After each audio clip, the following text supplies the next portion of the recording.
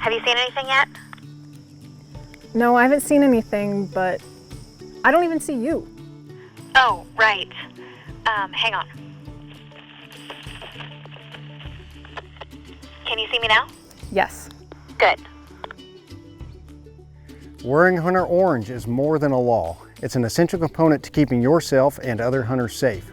Hunter orange must be worn for rabbit, pheasant, northern bobwhite quail, woodcock, and squirrel from November 1st to January 31st, and wild turkey in the fall when it overlaps the deer firearms and muzzleloader seasons.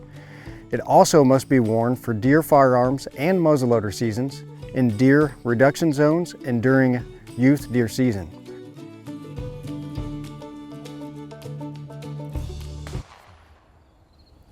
Is that your hunter orange? My mom gave me this. No, absolutely not. Here, put this on. Oh.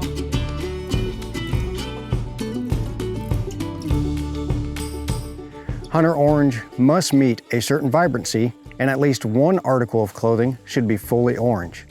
Orange as part of a camo pattern does not fulfill the requirement.